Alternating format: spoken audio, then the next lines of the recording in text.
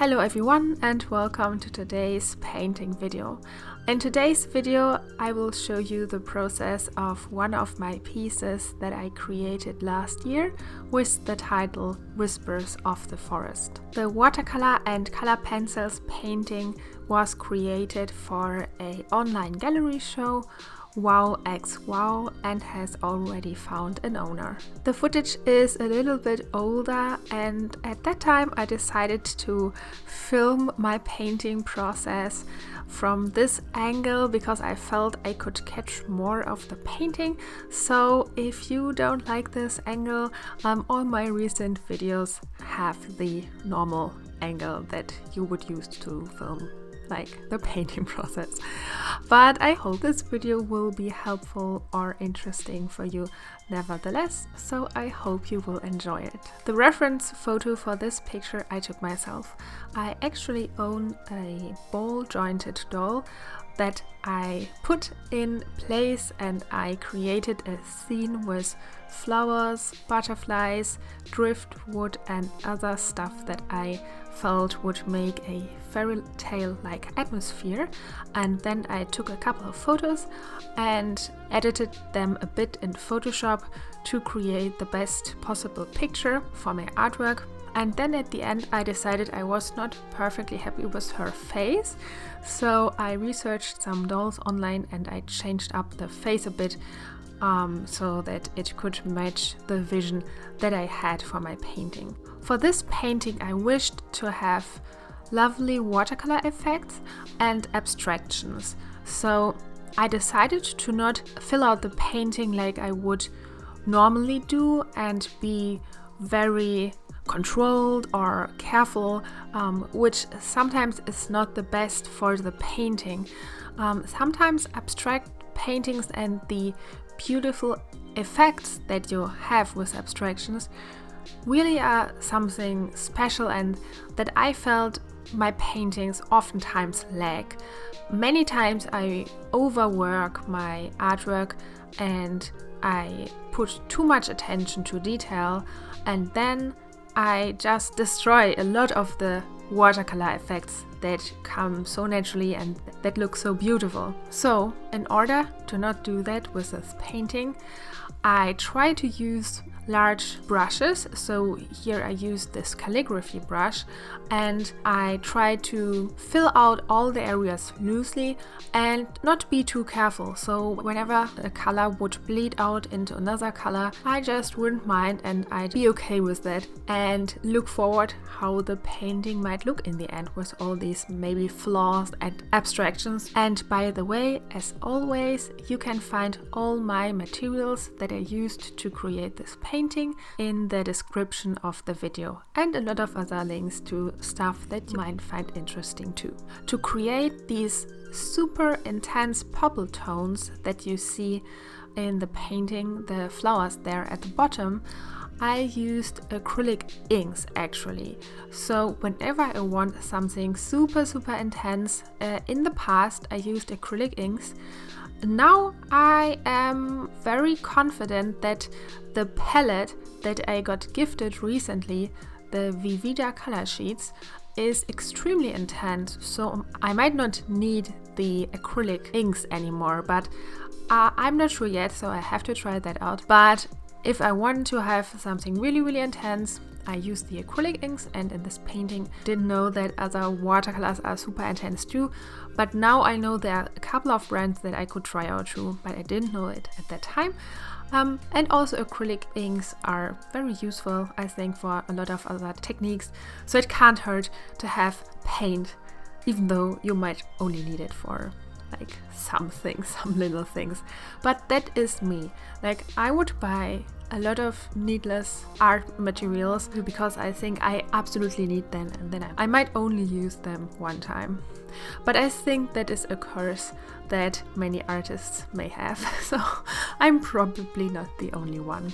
And with this painting I started with adding a lot of the lighter tones, and then I used a couple of darker shades, in this case indigo blue and burnt sienna and probably ochre too, to cut out those lighter shades with the darker shades. So I would start with the lighter tones and then I let it dry, and then I would use the darker colors to cut them out. So this way I get very sharp edges which look very beautiful, but I could also still leave some of the abstract blurriness that is beneath it. So in the best case you have a lot of different kinds of layers that in the end generate interesting effects that you might not be able to completely deconstruct. Something that I find very interesting with watercolors is, or are paintings that you can't deconstruct easily. So you must think a lot about how this painting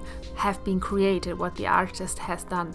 If it's very easily for me to understand, then sometimes I'm not that interesting in the painting. So the more complicated maybe the process is, and the more like mysterious the painting looks to me, the more excited I get. So with this painting I tried a little bit to get those interesting and maybe even mysterious layers for some people. So maybe I have succeeded, I can't say.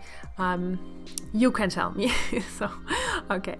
I also worked a little bit on the flowers. Here we have hydrangea flowers that I harvested myself from my little studio garden, because I did this painting I think in the late summer and I could use so many flowers. This was so amazing. So not only could I pick some of the flowers in my own garden, I could also roam the neighborhood and pick some flowers here and there, but of course not from gardens of my neighbors, but from wildflowers. So this was such a wonderful experience and I can absolutely recommend it to every one of you who happen to be in a place where you have summer or spring or just any flowers available. Do reference photos and pick flowers if you find some beautiful ones. Also leaves are beautiful too, so don't underestimate the beauty of green foliage too. The best thing is to combine the both, and you even get leaves that are very colorful too. So there are flowers that have red leaves or purple leaves, and when you all combine them in a photo, they make such beautiful reference photos that you can use years. So I still use photos that I took years ago, and they are super helpful for me, especially with flowers that only bloom for a day or two, like daylilies. It's important to make pictures of them because they look so different. Even if you have the same flower the next year, it might not bloom the same way. It could look totally different. Or if you are unlucky, the flower might die, which happened to my daylilies. I don't know why. Maybe they were overgrown by some weed, so I don't know. But yeah, this can happen. So if you are lucky and have your own flowers or flowers in the neighborhood, take pictures of them. You can also just use your phone for it. You don't need a fancy camera for that. Okay, enough of the rambling and back to the painting process. After having painted the other butterfly on the composition, I felt that I should now concentrate on the portrait portion of this painting. And for that, I obviously used a very small brush because it is such a tiny little face, and I tried to use as less color as possible because I felt that I had to be very careful and I could easily destroy the clearness of this face if I would use maybe too many dark colors or the wrong color. This doll face had the characteristic that the lips and also the shades or the contours around the eyes consisted of this very intense red tone. And if I would have used a couple of layers to get to this red tone, I would have ended up with a very dark and brown red, for example, because if you want to have a very intense watercolor layer, you should, in the best case, only use one layer to achieve that. The more layers you use, the more pigments get stacked and you lose the brightness of the paper. the intense white. So the more you think about individual brush strokes and also which colors you choose, the better you will probably be able to get the intensity of the colors. If you know, okay, this area should be intense red, then I will only mix this red tone and I won't touch it after that. So with this strategy, just being a little bit more careful and think about every brush stroke, I was able to get a very nice looking face. And after having completed the face, I continued with the ornamentation of her beautiful jewelry on her hair. And here I just had to be a little bit focused and concentrated to get all these little details done. But that's not that complicated. It just requires a little bit of focus. Then came the very exciting but also very terrifying part for me, because I was very happy with the face already. So in hindsight, I could have just let it be because it looked already nice. I wanted it to be very like soft and a little bit more realistic, I guess, or maybe illustrative. Some people say that my paintings don't look realistic, which might be true from case to case. Some of them are more illustrative. In this case, I wanted to give the face a little bit more depth and also more softness so that it resembles the original doll face more. Okay, and for that I had to be very careful again and use my best color pencils. I really like to work with polychromos pencils in the combination with the white luminance pencils from Caran d'Ache. I think I use maybe 3 or 4 different colors from them. Mostly white, primrose and some other skin tones, but not that many, so I don't need a lot of them. And I start with a layer of polychromos, and I also alternate the colors that I use, because the more colors you use, the more, in my opinion, the more interesting it looks and also more mysterious, because you can't directly see maybe how did the artist create this piece exactly. If you only used one color, you can say, okay, this artist picked pink for like making the face, but skin has a lot of different colors, and also objects like this obviously is not a real face with real skin, but whenever light hits an object, it's not that you have only one color. When you would observe maybe a white blank sheet of fabric and light casts on it, just observe how many different colors you can see. So whenever I draw or paint something, I use as many colors as possible, and I hope it looks good in the end. So I like this technique, but of course you can choose whatever you like to do. Monochromatic pieces with only a couple of colors are beautiful too. So this is really just a matter of taste. Yeah, I completed the painting just by adding some details here and there, but I didn't touch the butterfly. I didn't touch the areas that I were happy with, and this was a good thing. What I also did is that I intentionally left the borders of the painting white, so that when I could remove the artist tape, that I still have those very loose, abstract, watercolory edges that I really like. And then in the end, I decided to call this painting Whispers of the Forest, because I just thought this title is very fitting. She might be an elf in the forest, or a nymph, or a ghost, or a spirit, and she might talk to the animals, or she might help lost wanderers in the forest and guide them the way, or maybe she is a little bit mischievous and does the exact opposite. You never know. So even though she looks very innocent, she might be an evil spirit. Yeah, so I really like to make those fairy tale-like characters, but I leave it open to the viewer how the story behind the painting is. I hope you enjoyed this video. I decided to record today's voiceover without a video script, what I would normally do, because today I just felt a little bit more confident, and I hope you don't mind. Let me know what you think about this kind of video, and if you like it more or less than my usual more organized videos.